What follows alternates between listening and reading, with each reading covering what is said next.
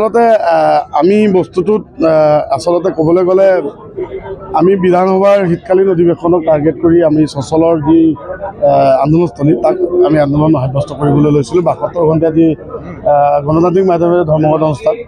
এতিয়া বৰ্তমান আজি যি মোদী আহিছে সময়টোত একচুৱেলি ক'বলৈ মোৰ মন এটা গৈছে, আপোনালোকে যিহেতু সুধিলে আচলতে এডভান্টেজ আছাম অসমটোত এডভান্টেজ আছাম 0.2টোত আমি হাঁহি ওলাইছে আচলতে। অসমখনৰ উন্নতিৰ যি ঢাক ঢোল বাজি আছে প্ৰকৃত চৰিত্ৰ এয়া দেখিছে আপোনালোকে। ইমান মানুহ আজি এটা ৰাজ্যৰ ব্যাগুম বিভাগ যি শক্তি বিভাগ, ৰাজ্যৰ মানুহৰ ঘৰত এঘণ্টা লাইন নাপালে হুলস্থুল হৈ যোৱা যি ব্যাগুম বিভাগ, সেই বিভাগটোক পৰিচালনা কৰা মানুহখিনিৰ আজি পেটে ভাটা মাৰাৰ যি জীৱন আৰু জীৱিকাৰ যি ভাবুকিৰ সৃষ্টি হোৱা যি পৰিকল্পনা কৰিছে চৰকাৰখন তথা বিভাগে, ইয়াক লৈ আজি আপোনালোকে দেখিছে ধিক্কাৰ জনাইছোঁ ইয়াৰ পৰা মই। আৰু লগতে এডভান্টেজ আছামৰ এডভান্টেজটো বা স্মাৰ্ট ছ'চাইটি গঠন কৰিবৰ কাৰণে যি স্মাৰ্ট হৈ কৰি গৈ আছে মাননীয় মুখ্যমন্ত্ৰী মহোদয়, সেই স্মাৰ্টটোত কিন্তু তেওঁ সিমানে ছাকচেছ হ'ব পৰা নাই যিমান তেওঁ কৰি আছে। কাৰণ বহুত খুটি নাটি থাকি গৈছে। অতীজৰে পৰা ACB দিনৰ পৰা শক্তিখণ্ডত চলি অহা বিধিটো চব চেঞ্জ কৰি পেলাইছে।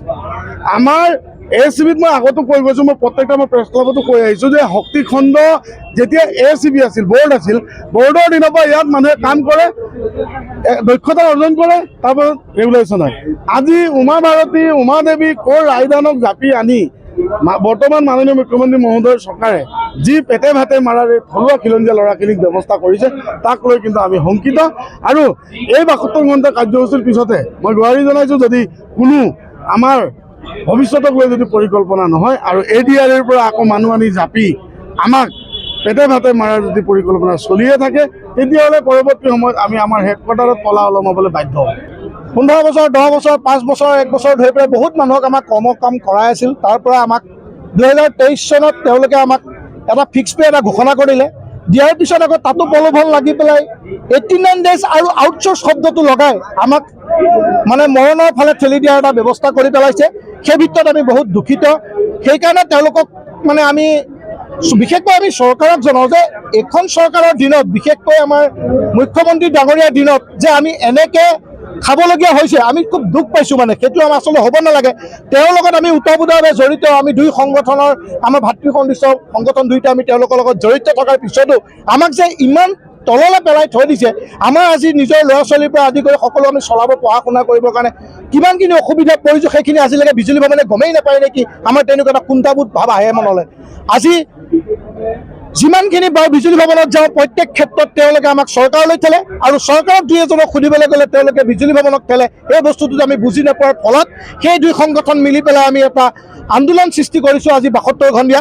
আৰু ইয়াতো যদি তেওঁলোকে একো আমাক ভাল চিন্তা নকৰে, অনাগত দিনত বিজুলী ভৱনক এনেকুৱা এটা ধিক্কাৰ ঘোষণা কৰিম নহয়, আমি বিজুলী ভৱনক তলা বন্ধ কৰি দিম আৰু আমি কোনো কালে অসমৰ পৰা কাম বন্ধ কৰা ঘোষণা কৰি দিম। কোনো কাৰণে ভয় নকৰোঁ আমি বিজুলী ভৱনৰ কাৰণে, কাৰণ আমি ইমান কষ্ট কৰাৰ ফলত তেওঁলোকে আমাক কিয় ধিক্কাৰ দি আছে, আমাক কামৰ পৰা অন্যায় কৰিবলৈ গৈ আছে।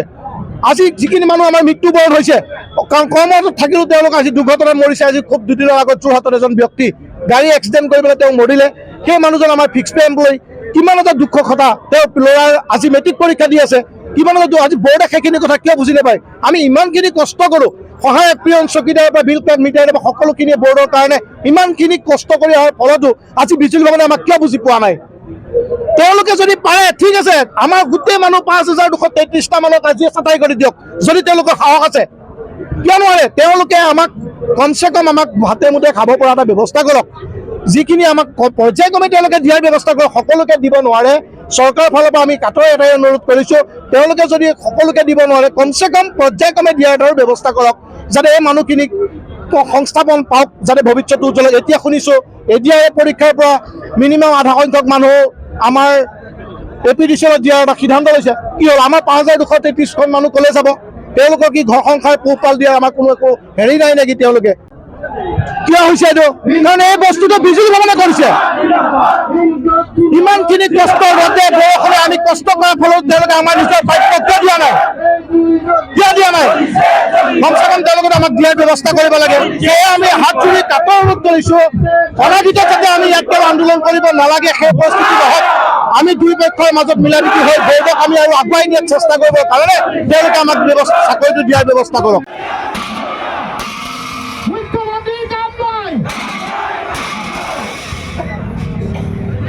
জনতা হাই হাই।